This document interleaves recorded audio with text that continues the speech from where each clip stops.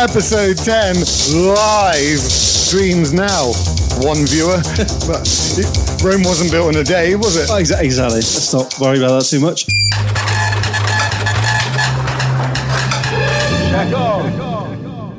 Right, I've got you a dessert. All right, I've got that. That's in the bank. That's ready to go. Okay, great. Start a main... I've got a whole list of topics on the phone there that need discussing, but the phone's over there now, live streaming this. So is there anybody there? There's at least a person, I'm sure. Well, dessert, I know. Main course, tricky. Hold the thought. We've got a perfect, actually, amuse-bouche.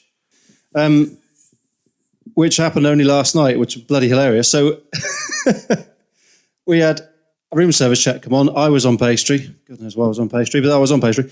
And there was 2 main courses and a brulee. So I thought, lovely. I seen they'd set a tray up, which is unusual to be ready before it was ready. I went and put the creme brulee on said board for them to take to the room. And the waiter, who didn't realise the 2 cloches had no food under them, picked up the tray with the brulee, minus the 2 main courses. Crashing, was it? He went walking straight to the bedroom, delivered it to the bedroom. the receptionist comes in and she's like, the room such and such, how long on their food? And it was like, don't know what you're talking about. The room service. So, Riley, you absolute spaz. You haven't just taken... Oh, no, he has. Yeah, he's taken... I was like, you didn't realise that tray had no food on it. It wasn't, it was quite lightweight. No, nothing. Just picked it up.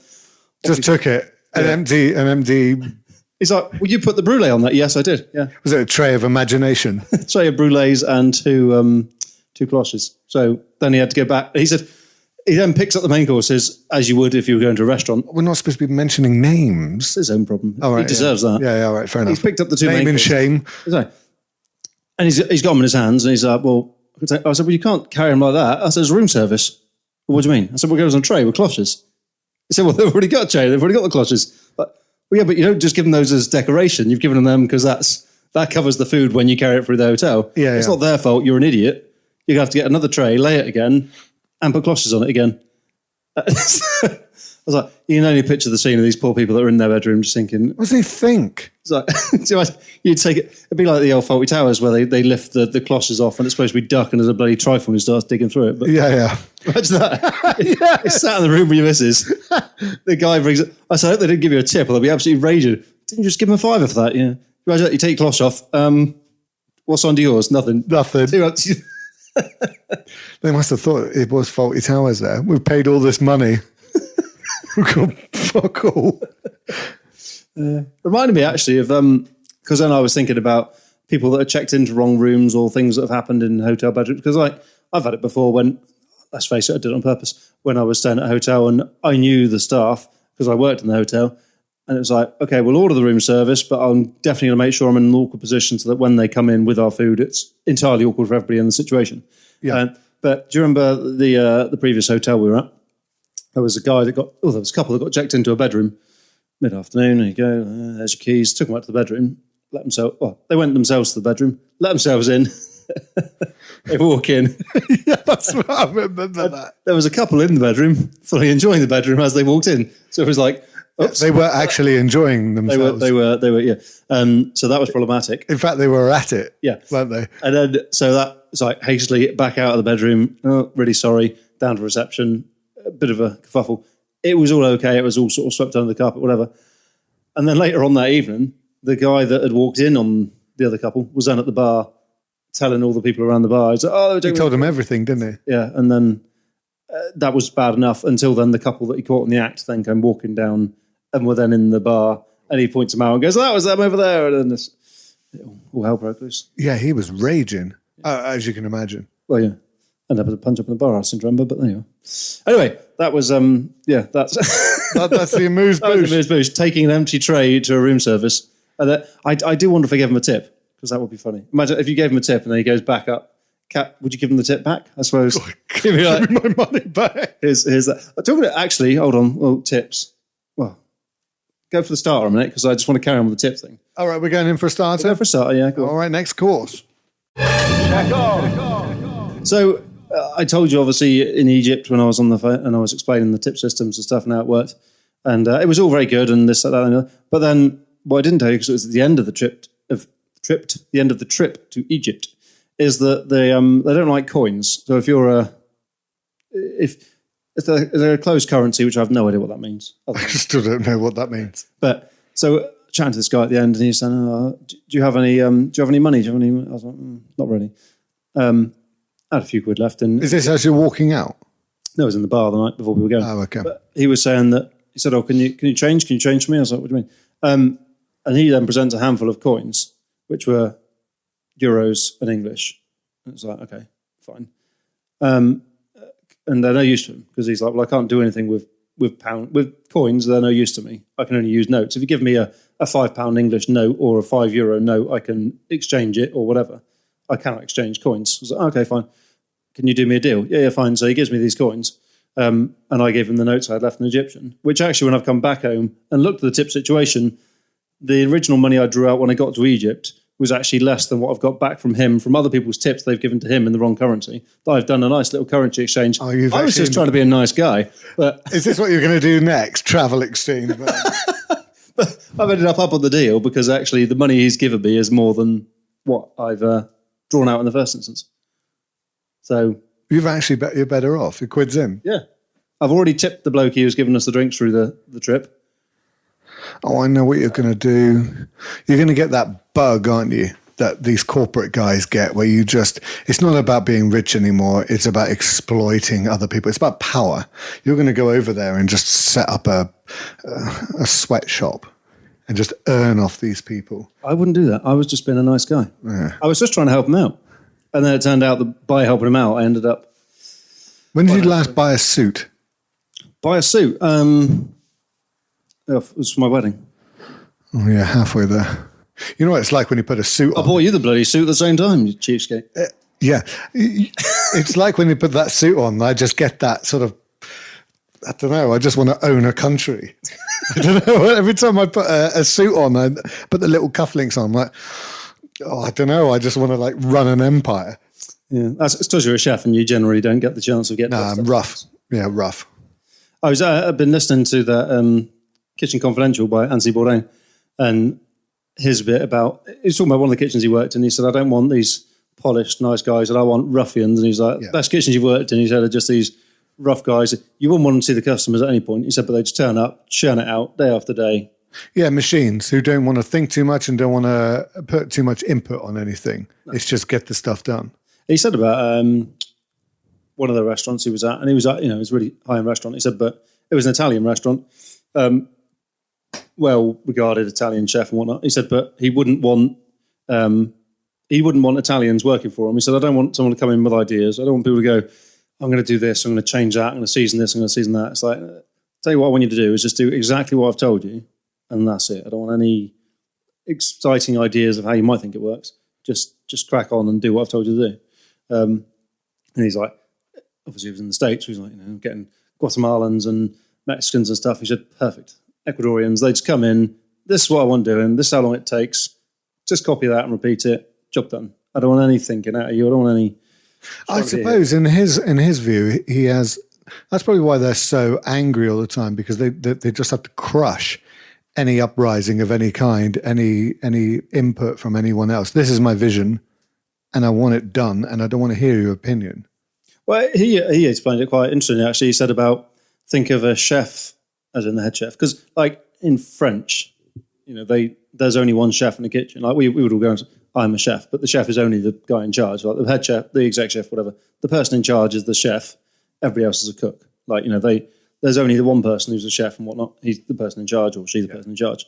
But then he was explaining it in a way of saying, well, said the chef is an architect. He's like, think of it in the building trade. He said, the chef is the architect. He's like, this is the design. This is how we're going to do it. This is what materials we're going to use.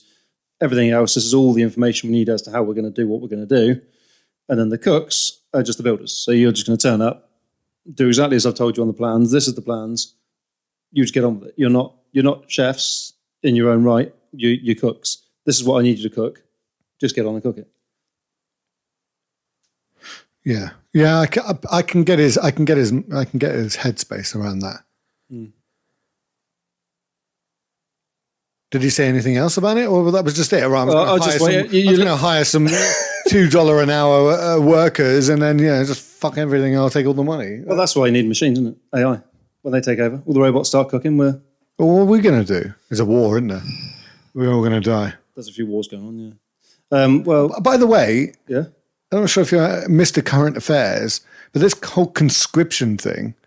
I'm not going to fight in Ukraine. I mean, I'll surrender immediately anyway, but I'm not going over there to fight. All right. I don't care about what's going on over there. There's plenty of other countries who are struggling, who are having problems. And by the way, the early 2000s, we're in no position to lecture anyone about, morality. So I'm not interested. I'm not going. I didn't know we were being signed up. He wants to send soldiers over there, and we've only got about 8,000, so they ain't going to last very long. So we're all going to be signed up. I'm not going. You won't pass the medical, don't worry. They won't look at you. Yeah, they won't. 41. Pot wash at the barracks. 41, sluggish, vaping. Nah, we'll keep leaving there. Yeah, sluggish, sweating, subtly rotting. We're not going to use them. I'll be on pot wash, but that's fine. I can clean metal containers, and I can pack the what do they call them? Nourishments. What do they eat? That protein shakes. I don't know. They don't eat protein shakes. They eat. I've never been in the army. I don't know what they eat. Do I? I've never been in the army. Do I look like an officer? I'm talking about the rations. It looks like, what do we put with the cheese board? Quince jam. It looks like a lump of that. And then they just eat it and it tastes like crap every time. I still can't work out how they've never been able to fix that. I suppose it tastes like cup of soups. It's full of protein. I still have absolutely no idea what you're talking about. Rations. I just said rations about 3 minutes ago. I didn't even hear it because I was too busy talking. Right. So what was the point? Ration. You're going to go. I'll be the one packing that. And in fact, you can use your unit to manufacture better ones. So we can get out of it that way. So we can go to Ukraine and give. I'm not going to Ukraine. I'm not fighting in some stupid war. All right. There's 6 potholes down the bottom of my drive. We've got 20 billion or 50 or 100 billion to give to that country. I can't even fix that. I'm not giving them. But why should I give my life to them? They can't. You're going to be taken out by your dodgy cooking, so you'll be all right. Yeah. They even hassle me if I don't pay my car tax on time. They can wait. I thought that's going up in April. Again? Yeah. You voted Labour. I did not vote Labour. Oh, fair enough. I don't vote. Oh. Yes, I know you can't moan if you don't vote. Yes, you can, because I didn't put them in there, and I didn't put the other people in there either. I can. You put them in there. You have. I didn't put them in there. You vote. I didn't vote for Labour. Oh yeah, because you're a Tory, aren't you? You can't. No one can complain. No one can complain who votes. They put them in there. You caused the problem by putting them there. I have every right to complain. It's a cookery podcast on this. Yeah. Well, I don't care because all of you lot who are watching this, they're all going to get signed up, and then you're going to get blasted to hell and back, all just to protect some semiconductor factory in Ukraine. I don't care. I'm not going there. All right. Well, I'm just thinking, can you protect me? That's all right. When they come, just say my name's Michael Barrymore, and would they like a swim? Yeah. Yeah. I just wanted to get that off because it's coming. I think it's coming, and I don't want to go. All right. I need you to come up with a plan. No change there then. No. We've got a plan later. I'm taking you to the cathedral later. Oh, the 80s night. Yeah, we're going to go. It's a surprise. UV orchestra synth pop thing. Yeah, I'm looking forward to that. That'd be nice. But we still haven't got a main course then in all of this. Main course. I mean, we could do. I'll tell you what. Actually, I've got a perfect main course. You haven't even covered the outside catering aspect yet, and it's something you do. You've not spoke about it. I mean, there must be tons of outside catering and food trucks and everything, and we have not spoken once about it, and it's your industry. Oh, I apologise profusely. When we're in the unit, we'll do a full little tour around and discuss it. Do a tour, and anyone thinking about setting up an outside catering company, fuck it, we'll do a whole episode on it. All right. I don't usually swear this much, by the way, but we'll do a whole episode on it, start as mains as this, and you cover every aspect. And you can actually do someone a favor who might be interested, like, what am I going to face? Not the usual YouTube crap of like, oh my God, like so easy, it's going to loan from the bank, and then you'll be like, oh my God, millionaire. You know, it is a hard graft, and you got to start from scratch. How do you do it? How do you do it? you're not going to be you're not going to be affected in any way by helping anyone else. If it helps one person, then great. Hey, I'm very helpful. All right. Okay. So I helped the guy in Egypt, and I end up earning that of it because he's exchange rate. I've got a main course, so all right, let's go. Hit your jingle jangle, and we'll be on it. I can't reach it because I don't want to knock anything. Which one is it? Red. Red. Kitchen names. So we were discussing this as kitchen nicknames and how they come about and things. And there I was scrolling through the world of Facebook yesterday, and I saw a picture of Goggles. Do you remember Goggles? Don't know if you know him. Anyway, I saw this picture, and I thought, I'd forgotten entirely why we called him Goggles, but now I've seen this picture, it's all of a sudden reminded me as to why we called him Goggles. So then the guy who shared the picture, I then messaged him, I haven't spoken to him in years. He does ASO Catering as well. We had a bit of a chit-chat about ASO Catering, dodgy business owners, where we're working at the minute, prices of fish, and all the usual things that you discuss with other chefs in what's going on. But so this guy, Finley his name is, but we can bleep that out another time. He was chopping up a load of onions in a hotel kitchen, and he was bitching that his eyes were hurting because the onions were too strong. So he ended up going and getting a set of swimming goggles and putting these swimming goggles on. And then the chef's on sauce. You put swimming goggles on? Yeah, to block his eyes. I'm going to tell the viewers, one of them, I might even be mother, how to get around that, a little sneaky tactic to stitch everyone else up. But we'll get to that in a minute. Okay. He was wearing goggles, and therefore his name became Goggles. But I'd forgotten why his name was Goggles. Some people you genuinely just forget where the names even come from. I mean, Goggles, I probably could have guessed that was something to do with some goggles, but just seeing the picture last night, because it was on that day, how many years ago, 10 years ago, whatever, that he was wearing his goggles, slicing onions. But go on, what's your... Well, I can't remember why Chardstalk is called Chardstalk. I can't remember why Skipper is called Skipper. I don't even know their real names.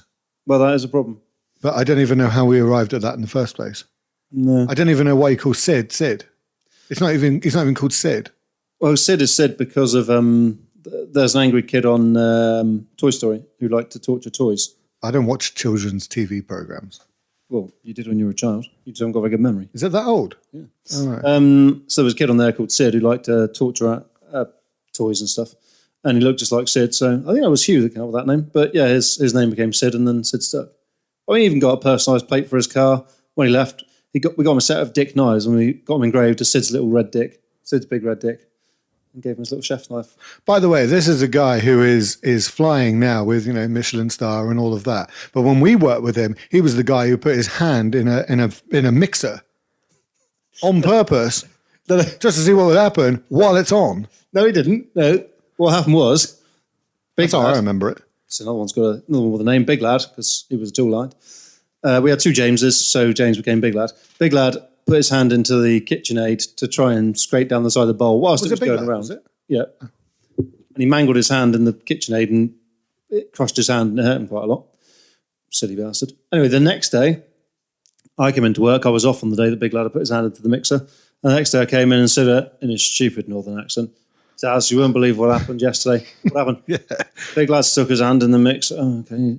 But that wasn't enough. Oh, no, he wanted to show me how Big Lad stuck his hand in the mixer. So he turned the mixer on and put his hand in the mixer in exactly the same way the Big Lad did, and crushed his own hand in exactly the same way the Big Lad had done only the day before. And the funny thing about Big Lad, because obviously we're discussing nicknames here now, Big Lad, he was taller than me. So he was about 6'3", 6'4", I think Big Lad is. And no brakes. He didn't have any spatial awareness. We'll come to that another day because his spatial awareness was he was like a pinball machine. He'd walk towards you and he doesn't stop. No, he'd just crash into you. What are you doing? Why do you keep doing that? And then he'd get angry with me for pointing it out. And I'm well within my right to point that out. Why are you just walk towards me and then you carry on? So that was, yeah. And he was Big Lad. And then there was a guy that was doing an apprenticeship at Wetherspoons. But because Wetherspoons didn't teach him anything about cooking because it's Wetherspoons, the college approached me because I was friendly with the college and said, look, could you have him with you one day a week so they can actually learn something about cooking? So, yeah, how does it work? You don't have to pay him. He just turns up one day a week. Brilliant. Lovely. We'll have him. And his name was Josh, but we already had a KP called Josh, who we later named Shifty because he was a very shifty geezer. Yeah. But then, so we couldn't have two Joshes, and he made Big Lad look like a small lad. So then we had to rename him to Tiny. And so hold on, we've got Shifty, Tiny, Big Lad, Sid, me. I think Liam Lewis. Liam got the full name. He didn't even get a short version. He got this first and his surname. And you got Snake Hips. Snake Hips, yeah. Snake Hips. Snake Hips, which was a strange story in itself, called Stephen. Yep. And he did he bring out this rumor that he was a porn star in the 70s and 80s? I made it up. You made it up. He kept telling everyone, but because it had gone on so long, he actually believed it himself. He became that person, didn't he? He became the character, and he would talk and he would just describe everything. And it's like, sorry, I thought this was bullshit, but you're actually believing it. And then you said, you said his porn name was Snake Hips. Yeah. Well, it's because he was a bit estranged from the rest of the group because he was an older guy and he worked in all these youngsters and stuff, and everyone's a bit, Steve's a bit strange and he's a bit annoying, and he wasn't always the cheeriest of fellas. And the northern accent helped it. I always got on like house of Ireland. Love the guy. Zadden. Zadden. And then I decided to just create a rumour because it was obviously a quiet Thursday night. Yeah. He was a porn star, was he? Yeah. So we ran with that for a while, and then the name Snake Hips only came out because I'd recently watched Shaun of the Dead, and they were talking about the guy in Shaun of the Dead who's Snake Hips, the guy yes, who the bar, yeah, and so then he just became known as Snake Hips, and I mean, that went on for years, but he'd change jobs, and people would still know him as Snake Hips. Yeah, it was a whole aura around him of being a porn star. But it made him far more. It made him really popular. Yeah, far more approachable by the rest of the guys. Yeah. He's like always as messed up as everybody else, or crooked career. The thing was because he used to be a trucker, so he had a lot of contacts in like Belgium and Holland and all the rest of it. So he used to murder prostitutes anyway, didn't he? So one of the chefs at the time was like quite keen to try and break into the porn industry. Oh yeah. And he's like, oh yeah, I can hit you up my contacts, and he starts giving them phone numbers for these guys he knew didn't speak English in Belgium and stuff. So he got Toby, bless him. He's ringing up these places in bloody Belgium. So my friend Steve gave me your number because he used to work for you, and give him the surname. Oh yeah, I know him.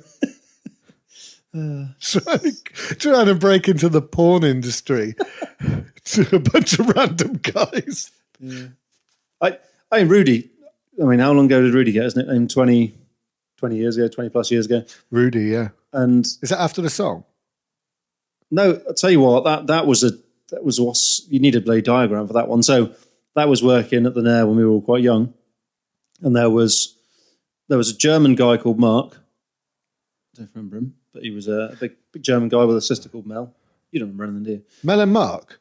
Yeah. Yes. Brother and sister. Mark was like the handsome guy that the girls were all obsessed with, but he was gay, wasn't he? Bi, I can't remember. Bi or gay. But people would, I know he'd break their hearts when he would take them home, sleep with them, and then just kick them out, and they'd be in the middle of nowhere. Do you remember that? He was in the Nair Hotel accommodation, staff accommodation. He'd take a girl home with him after L2 on a Saturday night, or Monday night, or Tuesday night. Oh no, it's closed Tuesday, Wednesday, Thursday, Friday. We would pretty much go out every night. He would take a girl home, do his bit at the staff thing, and he would just tell her to leave immediately. And that's varying. So you're in the middle of nowhere. You have no idea where. And he'd make these girls just walk up. They'd be crying their eyes out. I'm thinking, yeah, I'm not going to feel bad because she'll probably learn a lesson from this. Just like, don't go in with random guys. Then have a little bit more street savvy. Yeah. Well, so Mel was the German girl that we used to say, Scott, you're quite feminine. Yeah. So that's his sister. So his middle name was Rudy, right? Oh. So you had that Mark. You had Mark Bowen, who's still a chef somewhere. I think he's over in the island of Jersey or Guernsey now. And Mark Bowen was the exaggerative type. You don't know, Mikey. And every story was just so ridiculously excessive that was just total bollocks. And you would just sit here watching him get really excited about, you don't know, mate, you just don't know. And he would just go rattling on and think, this is horse shit. Like all of it. But I don't mind because it's like a theatre going on in front of my eyes. It's entertaining. That was Mark Bowen, yeah. And then you had Mark Rudy, which is Mark. So Mark Simmons. So then the chef got the three of them together, said, right, we can't have three Marks. It's ridiculous. Yeah. Mark Bowen, you were here first, so you can be Mark. That's fine. And then he says to German Mark. He said, what's your middle name? He said, Rudy. So his name was Mark, Rudy, whatever his surname was. Okay, fine. Mark Simmons, what's your middle name? He said, well, it's a bit of a tricky one because my middle name is actually Mark. I was like, right. Because in his family, they have all their middle names as the front and the middle. So his actual name is Edwin Mark Simmons, but his family always used their middle name as their first name. So he said, my actual middle name is Mark, but I don't like the name Edwin. Right, so that's why I said you need a diagram for this. So then he's like, right, well, okay, we'll leave Edwin. You can't be Mark. I do like the name Rudy, but it doesn't really suit you. So we'll give your middle name to him. So he's now Rudy. And because of casual racial views of anybody European is the same as the rest, the new England football manager at the time was Sven-Goran Eriksson, who was Swedish, I think. And he was like, we'll call you Sven because we've the new England football manager is called Sven, so you can be Sven. So then it was Sven, Rudy, and Mark, and that was it. Yeah, that was easier. Job done. But there were so many Marks. What can you do? You have to. I was called Boo Boo in that job for years because there was Darren, Danny, and Daniel. All right. So you had Danny Ferris, chef, been there for years. Yeah. He kept his name fine. You had me, who became Boo Boo, don't know why. And then you had Daniel Riley and Danny Blackman. One became Pedro and one became Carlos. I don't remember who was what, but it was just random, quick fire. Right, you're this. And I was there for 6.5 years in that job, so I was Boo Boo for quite a long time. But when we worked at the Scarlet together, I became, because our veg supplier at the time was DS Hendy's, which is the old veg supplier from Helston. That's gone now, isn't it? Closed now. His wife died, so we had to close the business and look after the kids, which was very sad. Anyway, his name was Darren Hendy's, and so because my name is Darren, I became Hendy's. So the whole time I worked at Scarlet in the kitchen, I was Hendy's. I forgot about that. Or DS Insatiable was the other. No idea why, but they are. But yeah, just the world of kitchen nicknames. Rudy, once we were out a night out in Truro, and I kept him in trouble now because I mentioned the fact he had an ex-girlfriend at one point in his life, but he did. And we were all out together in the car park and whatnot. And then she hates it. You're not allowed to talk about ex-girlfriends. Sorry, mate. An old friend came over and hello, mate. Hello. And hello, Mark. And his missus, who's Mark? And I don't think he'd got round to telling her that his name wasn't actually Rudy because she'd just been introduced as Rudy. She thought it was Rudy. And so the fact that Matt came over and introduced himself, hi, Mark, how you doing? Well, that caused a bit of a kerfuffle. And then obviously the fact, well, my real name's actually Mark. Well, actually, my real name's actually Ed. Never mind. But I suppose before the days of social media and stuff like that, you wouldn't know. If someone said their name was whatever, you just, fine. Take it on the chin, wouldn't you? Isn't there a Rudy story that you wanted to read out, say at his wedding, but you couldn't? No, I don't think so. I'm sure there was. Why is your nickname Damage? It's to do with losing my virginity. I was a late bloomer, 17. So not kitchen related then? We ate that night. We had pizza. Is that a romantic scene, eh? Yeah, but I don't even think there was any internet then, was there? That's 2001. That's not a big thing. Yeah, it wasn't a big thing. So, and videos, wow, it's your mate's dads that were hidden behind the alcohol cabinet or in the shoebox or something. And most of them had lines going across the screen. So what do you learn from? You couldn't learn from anything. You'd probably find an old farmhouse building with an old magazine shoved in there, but everything's just ripped to pieces and, wrecked by water. Am I right here? So you couldn't learn anything. So I only knew one move. And I just did it for about 3 hours. Just realised I haven't given you your badge. And then she got friction burns, so that's the damage. Oh, happy birthday to me. I got your badge here as well. I don't know why I just was tricked to think of that, but... Birthday girl. Birthday neutral. She's tight. There you go. Your birthday badge on now. Birthday girl. Yeah. What did you get, mate? A balloon. A balloon. A badge. I got you a bloody jumper. Bunting. Oh, yeah, that'd be enough. That's and enough for me. Got your warm berry cider. Oh, probably out of date, but it's. Is that left over from the bar stock? Is it? Yeah, exactly. Yeah. So tight. I love it. I do it. Heelys. Oh, only the best. Let's plug them. Very nice. Heelys. Sponsored by Healy. Well, not, but we've got to. So make sure you buy Heelys. You want to sort them out. I'm trying to think of other strange nicknames over the time, but I don't know. I suppose it's a thing that happens in all workplaces and all walks of life. I'm trying to remember, yeah. Do you remember Mike? He went and worked Chicago Rock for a while, and then he came back to the Nair because they had accommodation and stuff. And he said, oh, everyone calls me Techno now. It's just, oh yeah, it's like nobody calls you Techno. You just want to be called Techno. And it didn't catch on. He was so annoyed. Didn't catch on at all, did it? Kept trying to plug the fact. Oh no! Everybody now calls me Techno. It's like, but that's not really a nickname. Nobody's calling you Techno.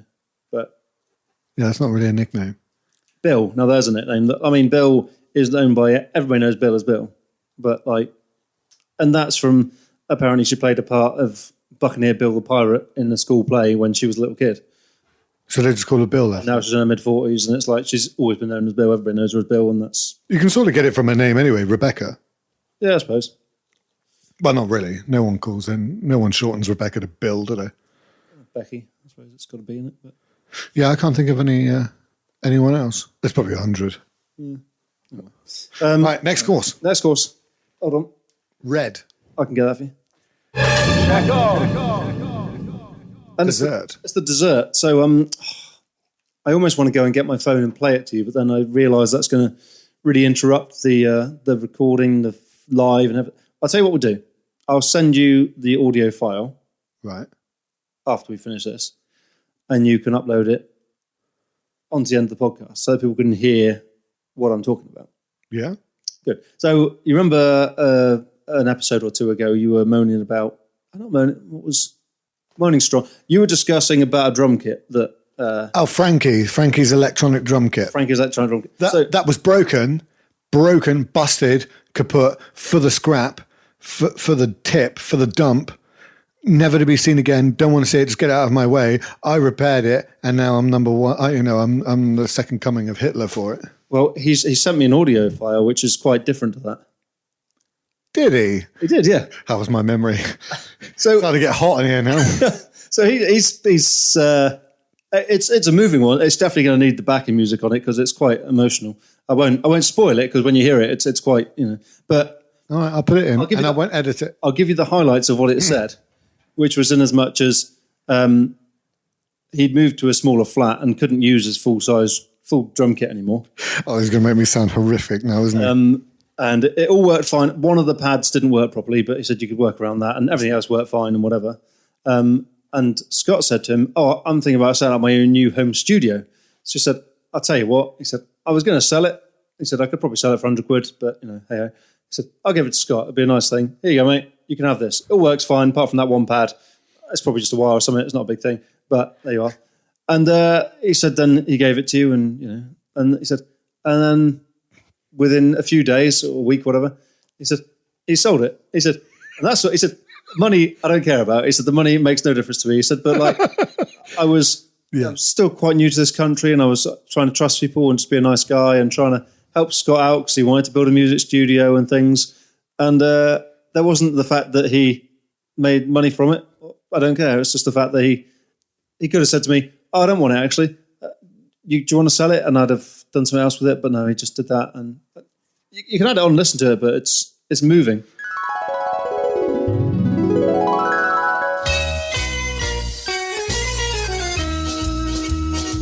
Darren, I have just listened to the podcast.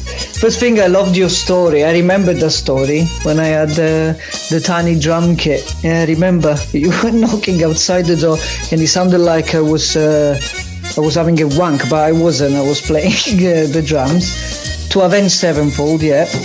The Scott drum thing, right? That was another drum kit that I had later on. It was a proper still electric, but like big one. And so I was living with King. I bought that drum kit and I had it in my garage. Then I moved to St. Abel with Big Lad and stuff, and I moved it to St. Abel. Then I moved to Newquay, a tiny flat, when I had my flat on my own, and I couldn't have it anymore, right? One of the pads was broken, and in my head I was like, well, I can fix it and then sell it, right? I was like, I can make £100. But then I remember talking to Scott, and Scott was like, "Oh, I want to make my own music studio. Right? I want to make my own music studio in the house, and I want a drum machine." He said, "Oh, you want a drum machine? I have a drum kit." right? It's a bit broken, but it works. It's just a one pad, basically. Like I was using it without the pad. You know, there's got 4 pads you can use free or you can just fix it. I wanted to sell it, but if you want to make a music studio, I'll give it to you for free, right? As a gesture, as to say, you know, take it. You're a friend, just take it. £100 will not change my life. So what he said on the podcast is like, I gave him my junk. I didn't give him my junk because I could have made money on that.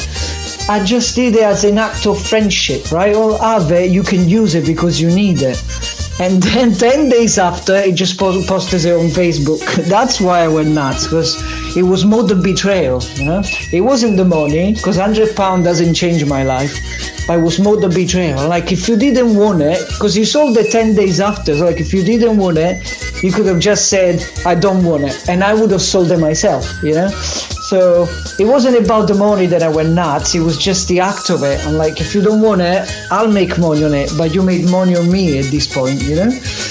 But, you know, every day is a school day. And every day you learn a lesson. So I learned not to be nice to everyone, because not everyone is nice as me, especially Scott. But, you know, I still love him. Yeah, that does sound more plausible, doesn't it? And I noticed that I'm going on a stag do in a couple of weeks and you're not. Yeah, I haven't been invited. No. No. I don't know why. Think of one reason why. You could apologise to him now. You could tell him your thoughts. I don't know where it is. I don't even know how I sold it. Where else? Oh yeah, I did. A father turned up in Launceston when I lived there. I remember he had a father turned up, looked a little impoverished, and Don't try and make it feel better that you've done a charity gig for some kid in a wheelchair who's got one arm who could only play the drums with one side. I can see where you're going with this. I can smell the bullshit. What's the volume on your mic? No one's listening to you anyway. Carry on. Father turned up and he let his son out. And I thought I was playing on my Let him out. He let him out of the car. And this little boy came into the garage and started playing with it, hitting it rather hard. And I was like, originally it was £120 I was selling it for, but fine. He goes, can we do it for 90? I was like, very well, £90 and it's yours. I felt good that the little boy was gonna. I would have given it away for free, but I was skint. So I tried selling it for £120. A father turned up with his boy who wanted to break into music and really needed a drum kit. You know what he could have done? If you hadn't have done what the act. The act. You hadn't done what you did. The unspeakable thing. Then Frankie could have sold that drum kit. Might have even sold it to the same person. He could have said, allow me to give your son some drumming lessons. I'm fully versed in every track by Avenged Sevenfold. And I can even smash out a little bit of Three Doors Down, given a couple of beers down in the local pub when Italy beat England in the football. I need to confess something. Right. About that drum kit. So obviously I'm talking... It's confession time, isn't it? It is confession time because it's my birthday. So nobody's allowed to be angry at you on your birthday. No one can be angry at my birthday. I get an extra life. Right. So the kit itself, I talked about soldering wires and angle grinding and everything else to make it work and fixed it all. The truth is, I'd never used a soldering iron before. It didn't really work very well. I sort of burnt the joint quite badly anyway. I'd never done it before, so I was just like, it was burning. The solder wasn't coming off the iron anyway because it was about a 12 quid piece of crap I bought. Forgot the flux. Yeah, I forgot the flux. So I managed to hash it in there together and I balanced the drum so that it would work every time you hit it. So by the time they got it home, it probably didn't work. So not only did he not get his drumming instructions from Frankie, he's ended up with the same quality piece of kit with no instruction and... yeah. But they did drive an hour and a half to get to me. I remember that. So hour and a half? They ain't going to come back with it. Or if they did, I was out. You might have come from Frankie's hometown. Oh, I'm sorry. We're not all genetically engineered with the engineering programs in our heads to begin with at birth. Or I had to figure this out on my own. It didn't work very well. Oh. But yeah, it was just lumps of solder and a wire sort of half in and half out. I thought, It's just sticking to the iron. I was trying to fling it off onto the wires. Yeah. So it was probably broken when the son got it home. So I was 90 quid up, and I was all out of a soul after that. It's completely soulless. And Frankie's broken heart. So I left a sea of destruction. Yeah. With that one kit. Oh, sad times, really, isn't it? Wow. I don't know how long we've been talking. I've no idea. 45 minutes. Have we? Hey.